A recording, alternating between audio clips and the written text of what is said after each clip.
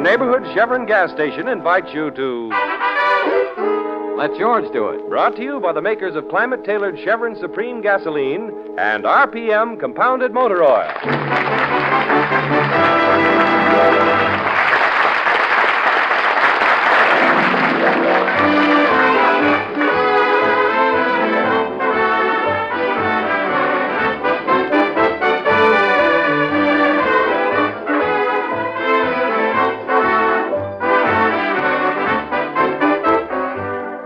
George Valentine would be the last person in the world to take a job that was not exciting, even with a large salary attached. That's why he opened his office and advertised to solve any problem, for a fee, of course. Well, he's had his excitement, all right, sometimes more excitement than he bargained for. Right now, George, his secretary, Claire, and Sonny are driving along in his car. Mr. Valentine, why so much mystery? Where are we going? Just playing hooky from the office, huh, Mr. Valentine? We can't afford to play hooky, Mr. Valentine. You know that. Have you two ever heard of the Harding bookshop?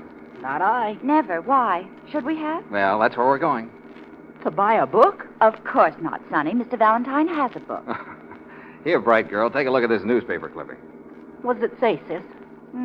William Harding, eccentric owner of the Harding bookshop, died in his sleep last night.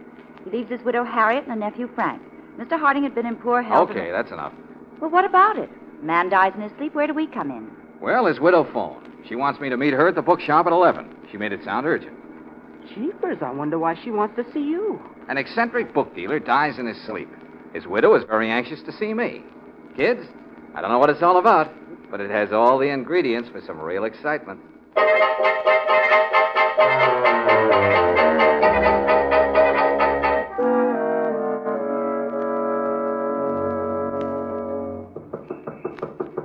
Oh, it's no use, Mr. Valentine. The bookshop's closed.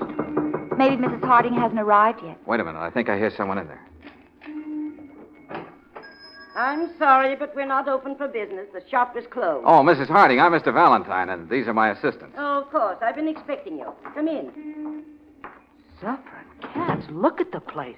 Books scattered all over. Yeah. Somebody been searching for something, Mrs. Harding? You can see why I called you. Someone broke in here last night. Did you phone the police? No, I didn't. No? Why not? Because I think it was an inside job. The windows were securely locked. They don't look as though they'd been tampered with. Someone unlocked the door and walked right in. I see. You suspect someone in your family. That's why you didn't phone the police. Mr. Valentine, I won't try to keep anything from you. I suspect my husband's nephew, Frank. Did he have keys to the shop? As far as I know, my husband and I had the only keys. But you must have some reason for suspecting Frank. Well, he's always been a wild boy. I never had any use for him. My husband was fond of him. He even had Frank helping here in the shop. Mrs. Harding, just what was this person looking for, do you know? Money. Money? I'm not sure, of course, but I think my husband had some money hidden away here. Uh-huh. You may have heard my husband was, well, he was odd. It would be like him to hide the money in his shop. Then he mentioned some money to you? He always said that we'd be well taken care of in our old age, and yet he died penniless. I see. And just what do you want me to do? If there's any money here, I want you to find it. I'll pay you, of course. Oh, of course. But the shop's already been searched. Maybe the money's been found. I don't think so. You see, I frightened the person away. Oh, then you saw someone. I just caught a glimpse of someone running away. It was dark, but I think it was a man. Mm-hmm. Why did you come down here last night, Mrs. Harding? I wanted to look around myself. Oh, yes, of course. All right, Mrs. Harding, I'll keep in touch with you. Come on, kids. I'll be waiting to hear from you. Let's go, kids. What do you make of it, Mr. Valentine? Say, quite a girl, isn't she? Her husband dies, and that same night she's down at his shop looking for any money he may have hidden. Well, why don't we stay here and search the shop? Because someone beat us to it, Sonny. Besides, I want to know a little more about this case. And a little more about Harding's death, too. Mr. Valentine, do you think he was murdered? I'm just guessing. Come on, let's go to the car. Hey, wait a minute. I want a word with you. Jeepers, I wonder who that is. Must be the nephew. I just want to warn you not to believe half of what my aunt tells you. She's not herself. She's hysterical. Oh. Well, I don't agree with you, Frank. Your aunt seems unusually calm, considering. Calm. She called you in, didn't she? If she knew what she was doing, why would she call in a private investigator? How did you know I'd been called in? Well, you were, weren't you? Suppose she told you there's some money hidden away. That's a lot of baloney. Is it? You're just wasting your time. They said some money disappeared after my father died, too, but we never found any. There's always that kind of talk when someone eccentric dies. Just when did your father die? 5 years ago. Uh-huh. Frank, were you with your uncle when he passed away? No. It was during the day. I was in the shop with my aunt. Miss Barry phoned us. Miss Barry. Alice Barry, the nurse. My uncle's known her since she was a child. Of course, she's a young woman now. Very attractive, too. Okay, Frank. See you again sometime. No, you won't. I'm going to tell Aunt Harriet to call you off. Yeah, do that. Do you think she'll listen to him, Mr. Valentine? No, she doesn't trust him. Claire, I want you to get all the information you can on Harding's death, then meet me here. Here? Yeah, in front of the bookshop, about 10 o'clock tonight. And Sonny, Yes, sir? get down to the Evening Express. Talk to Ben Steele. He's a friend of mine. He'll let you look through the old newspaper files. But what am I going to be looking for? Well, Frank's father died 5 years ago. Get what you can on it. Okay, Mr. Valentine. Hey, what are you going to be doing? Oh, he's going to talk to the nurse, of course. Why, Claire, how did you guess? Oh, she's young and attractive. Naturally, you'd want to investigate that yourself, Mr. Valentine.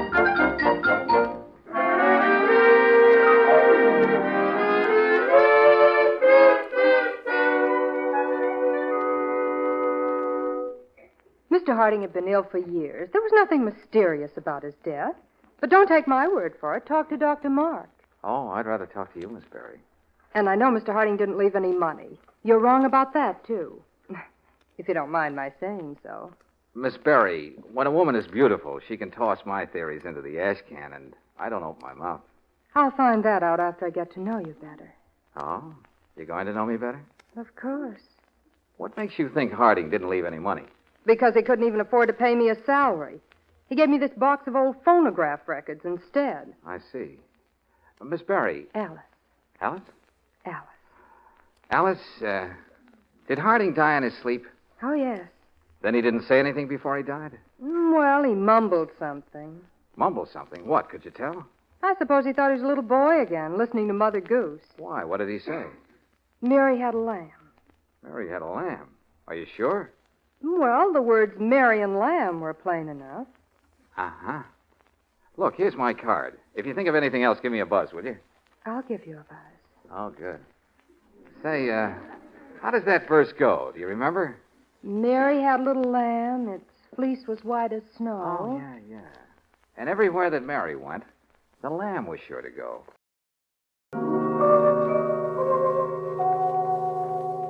You're late. I was detained. By the nurse? Now, never mind. What are we going to do, Mr. Valentine? Well, we're going to get inside this bookshop. Hey, Mr. Valentine, where did you get those keys? They've opened lots of doors. See? Never fail. I'll try to find the light switch. Now, don't bother. I'll use my flashlight. Sonny, Yeah, Mr. Valentine? stand near the window, will you? Let me know if you see anyone. Okay. Mr. Valentine, the books are all back in place. Well, Mrs. Harding must be a neat housekeeper. Come on, Claire. Now, we're looking for the section that has books for children. Then the nurse did give you a clue. Was she helpful? Oh, yes. And beautiful. Really? Tell me about her. Well, I haven't time. Couldn't do it justice. Here we are now. Let's see. Peter Rabbit, Alice in Wonderland. Hey, look for Mother Goose. Is she a blonde? Yes. Treasure A Island. natural blonde? Oh, Claire, will you concentrate on Mother Goose? Oh. Is this what you're looking for? Yeah, good. Now find Mary Had a Little Lamb. Why? Oh, Claire. Oh, all right. Little Jack Horner, little Miss Muffet. Mary had a... Oh, here it is. Good. Now read it. Mary had a little lamb. Its fleece was white as snow. Uh-huh. And everywhere that Mary went, the lamb was sure to go. Do you want all the verses? Well, isn't there anything written on that page? No. Well, maybe there's some more Mother Goose books. These are all there seem to be. Okay, hang on to it. Put your hands up. Oh, Mr. Valentine. Suffering cats. Now, what are you doing here, Frank? Where did you come from? I was in back. I've been waiting for someone to show up. Why? What made you think someone would show up? Well, the place was ransacked last night. And you thought it might happen again tonight, huh? We can't tell. And Harriet says she frightened the person away. He might come back. Uh-huh. That may be why you're here. Or, then again, you might be looking for the money yourself. I told you there isn't any money. Okay, Frank. Now put that gun away. You might hurt somebody. And get out of here, all of you. All right, we're going. Coming with us? I'm going to stay here and keep an eye on things. Say, that's a very good idea, Frank. Just keep an eye on things. Mary had a little lamb. Its fleece was white as snow. Everywhere that Mary went, the lamb was sure to go. I can Oh, Mr. Valentine, it's a little late to be reading Mother Goose. Well, look, here's what we've got so far, kids. Harding's brother, who's supposed to have money, dies, but he doesn't leave anything. On the other hand, Harding, who's supposed to be poor, tells his wife they'll be provided for in their old age. Oh, I see. You think he had his brother's money. And he hid it in his bookshop. That's what Mrs. Harding thinks, and so does Frank. Well, go on. Well, this Mother Goose rhyme should lead us to the money. Why? Because Harding tried to tell Alice about it before he died. Alice. The nurse. Oh, first name. Oh, definitely. Hey, who'd be phoning at this hour? Hey, get it, will you, Claire? Hello? Is Mr. Valentine there? Yes, who's calling? Alice Barry. Oh, just a minute. Your nurse. And she's not a natural blonde. I can tell by her voice. Oh, have it your way. Hello, Alice. Mr. Valentine, maybe I can help you after all. Yeah, what's up? Well, you remember that Mr. Harding left me a box of records? Yes? Well, I was looking through the box of phonograph records when suddenly I... Oh! Hello. Hello, Alice. Mr. Valentine, what's the matter? Something's happened to her. I've got to get over there quick.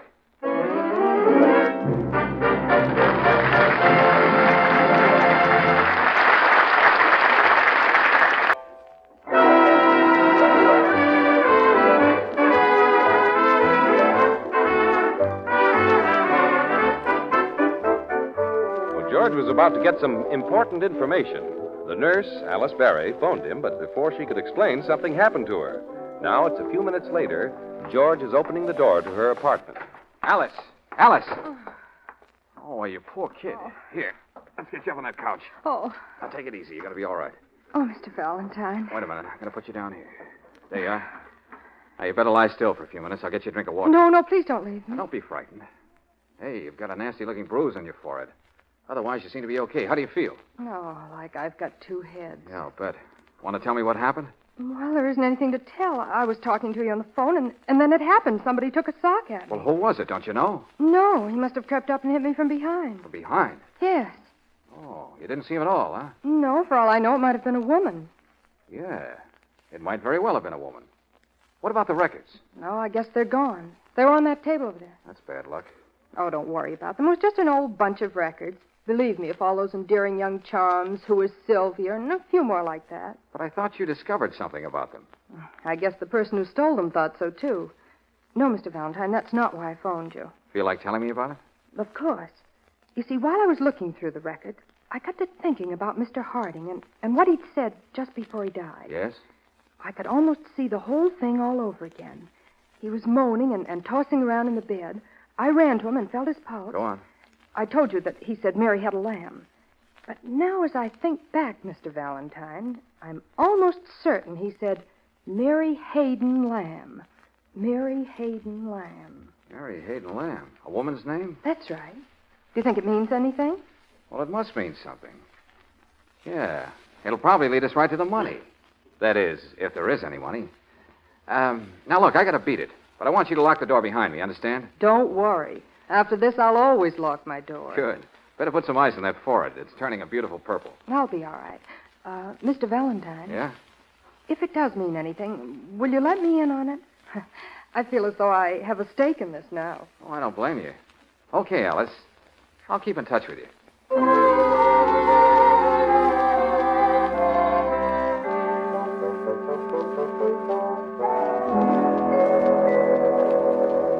Hey, open up. Hey, Mr. Ward. Mr. Ward, hey, open up. Wait a minute. You out of your mind? What are you doing here at this hour? I want to buy a book. Well, go away. We're closed. Come back in the morning. Oh, now, wait a minute. Don't close the door, Mr. Ward. I got to have something to read tonight. You realize it's after 11? I know. I'm terribly sorry, but let me in, will you? Oh, all right. Come in. Other people have sane customers, but I suppose it's got to be a mystery with at least 6 murders in it. Mr. Ward, did you ever hear of a book called Mary Hayden Lamb? Oh, never, no. Are you sure? I came here because you have a reputation for knowing every book that's ever been published. There's never been a book published by that name. Now, however, if you were to ask if there were ever a novelist by that name, I'd give you a different answer. A novelist? Hey, of course. Why didn't I think of that?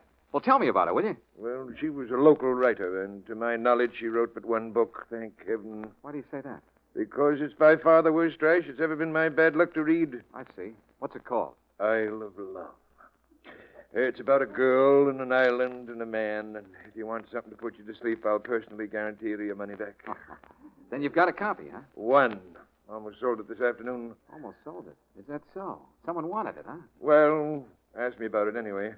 But evidently I had the good taste to turn it down. I found it on the counter when I was putting my books away. Well, who asked to see the book, Mr. Ward? Do you remember? Certainly not. I do a big business, young man, and I can't keep track of every customer who walks into my shop.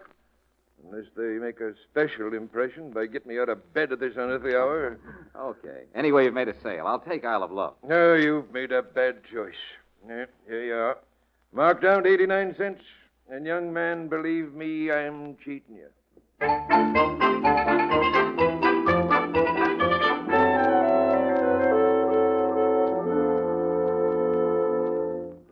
Hey, Claire, Sonny, come on, wake up. Oh, hello, Mr. Valentine. May we go home now, slave driver? Oh, I'm sorry, kids. I know it's late, but we can't stop now. Don't dare take the chance. Somebody may be getting desperate. What do you mean? What do you expect to happen? Well, nothing if I can beat them to it. Now, Claire, I've got a job for you. How are you in the charm department? Charm? Yeah, that's right. Have you got any? Don't answer that. Whom do I have to charm? Frank. The nephew? I quit. Hey, I knew he was suspicious. As soon as I saw him, I said to myself, now there's Shut up, a guy... will you, Sonny? Claire, I want you to get Frank out of the bookshop tonight. So that you can get in there without his seeing. That's the idea. Think you can do it? Oh, it should be simple, even if my hair isn't blonde. Oh, don't worry, Mr. Valentine. I'll take care of Frank.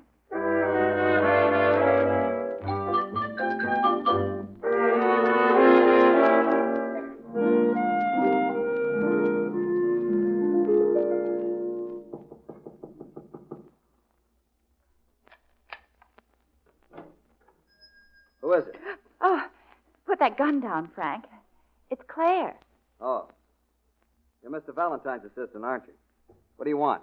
Well, Mr. Valentine's just down the street at your aunt's house. What do you want? Well, I was with them, but then they wanted to talk alone, so, well, they sort of left me stranded. Don't I look stranded? Yeah. Well, your aunt was giving Mr. Valentine an earful. She's not very fond of you, is she? You can't forget that I was once a wild kid. I've straightened out since then. Oh, I can see that. What do you want? I want to come in. Use the phone to call a cab. Why didn't you stop at a drugstore? Oh, well, all right, if that's the way you feel about it. Good night. Wait a minute. Hmm? Pretty late for you to be wandering around. Ah, I knew you had fine instincts, Frank. Oh, all right. Come on. I'll take you in my car.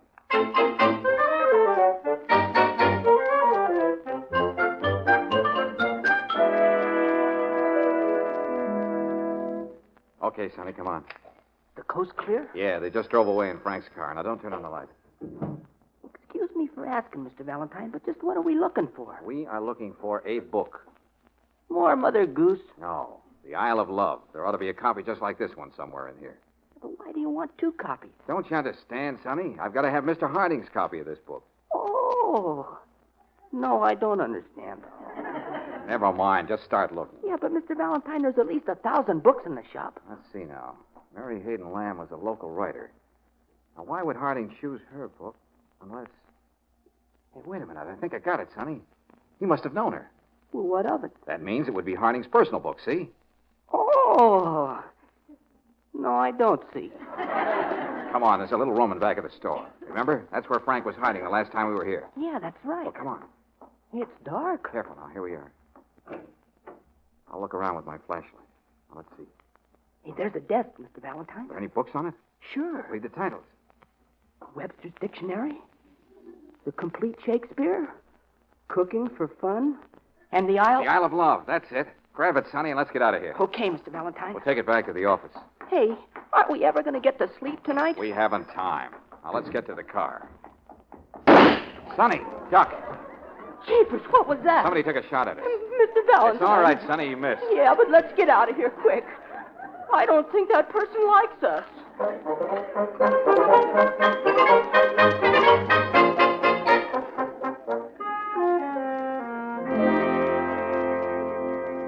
And then somebody started shooting at us. Oh, it was plenty exciting, sis. You're lucky. Frank's a bore. This conversation is brilliant. It's either yes or yeah. I guess it was Mrs. Harding shooting at us, huh, Mr. Valentine? Because Frank was with Claire. Not for long. No? No, he just took me to a cab stand. I see. Run out of charm? Oh. Jeepers, Mr. Valentine, you've just about taken that book apart. Well, there's nothing in here. No secret compartment, no writing on the pages. I can't find a thing. Well, then let's go home and get some sleep. No, we can't stop now. Okay, kids, make yourselves comfortable. What are you going to do? Well, I'll have to start reading the book. Aloud? Certainly. I might miss something. You're going to read all of it? That's right. Here we go. The summer sun was setting in a blaze of glory, casting its light like a shimmering ribbon of golden orange across the lake. On the bank, her wavy hair streaming from her uplifted head, stood Jennifer. Oh, I can tell this is going to be a classic. Perhaps her dream of love was to become a reality, for coming toward her was a canoe, and in the canoe was a man. Mr. Valentine, do you think Sonny's old enough? Oh, keep quiet, will you?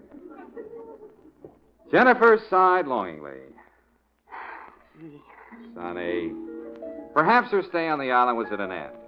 Her face was alive with expectancy.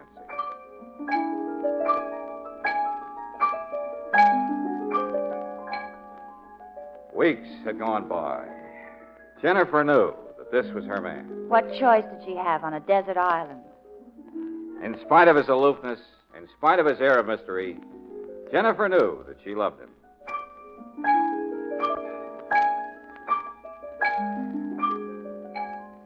And then a wonderful thing happened. He knelt beside her and kissed her.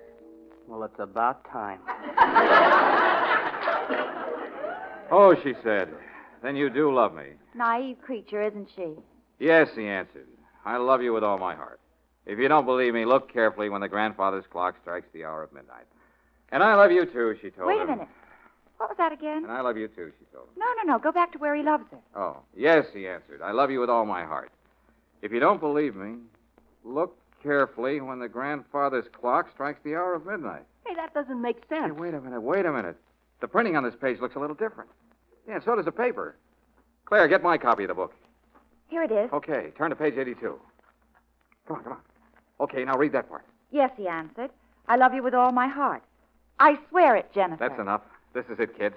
Mr. Harding printed this page himself. Look carefully when the grandfather's clock strikes the hour of midnight. Mr. Valentine, there's a grandfather's clock in the bookshop. That's right, Sonny. And there's where that money must be hidden. Claire, get Mrs. Harding on the phone. Tell her to meet us at the bookshop right away. At this hour? And then phone Frank at the shop. Tell him to expect us. All right. Oh, and Claire, phone Miss Berry, will you? She wanted to be in on the kill. Oh, now you've got me phoning your blondes for you. Well, whatever you say, Mr. Valentine.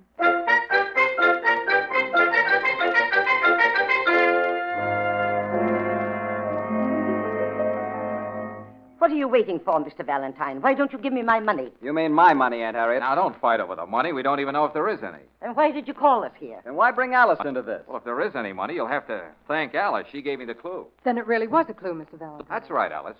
It led me to a book. And in the book, I found some words that Mr. Harding printed. It said, look carefully when the grandfather's clock strikes the hour of midnight. The grandfather's clock. I'm going to see about Now, this. take it easy, Frank. Now, Frank, that's not your property. Get away from that clock. There's nothing in here. The clue didn't say there was something in the clock. It said, look carefully when the grandfather's clock strikes the hour of midnight. Well, it's striking 12 now. Well, what's different about the clock when it strikes 12 than at any other time? When it strikes 12, both hands point up. Smart girl, Claire. Sonny, hand me that chair. Okay. You think there's something on top of the clock? No, above it. On the wall here. Yeah, you see? There's a false panel. Need any help? Oh, thanks, Frank. I think I can do it with the heel of my hand. That does it. What is it? Is there something in there? Yes. A package. What's in it? Just a minute, I'll see. Well.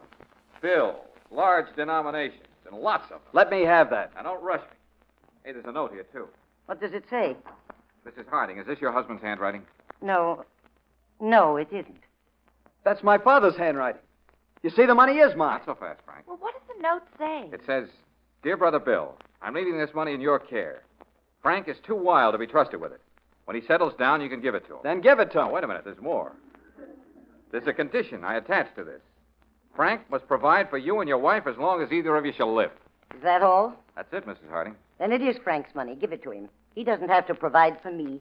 No, this money is for both of us, Aunt Harriet. Well, that's more than I deserve, Frank. You can stop talking right now and hand that money over. Alice! Give it to me, Mr. Valentine, and hurry up about it. I never argue with a beautiful woman, especially when she has a gun in her hand. Mr. Valentine, was she the one who was after the money all along? That's right. When she phoned me and got bumped on the head, I thought it was funny I didn't hear the blow over the telephone. And if she was hit from behind, why was the bruise on the forehead? Never mind the explanations. Hand that over. Then she's the one who shot at us. Certainly. She couldn't get in here to look for the book because Frank was guarding the place. First, she tried to put me off the track with that Mother Goose stuff. But she finally gave me the right clue. She figured if she told me the truth, I'd get the money and she'd tail me and pick it up. That's enough out of you, Mr. Valentine. Give me the money. Oh, certainly. Here you are, Miss Berry. But, Mr. Now, Valentine. don't try to stop her, Frank. It's dangerous. You're right. It is dangerous. Stay just where you are. Don't any of you make a move. But, Mr. Valentine. Careful. But you're letting her get away. Not very far. The police are out there. Hey, it's okay, Mr. Valentine. They got it. Your money will be returned to you, Frank. Thanks, Mr. Valentine. I owe you a lot. That's right. But you'll get a bill in the morning. Come on, kids. Good night, Mr. Valentine. Good night. Good night. Well, I'm really going to sleep tonight. Yeah, so am I. Oh, too bad. Too bad it had to end this way. Huh? What do you mean? He's thinking about the nurse. Aren't you, Mr. Valentine? You know, Claire, I believe she was a natural blonde after all.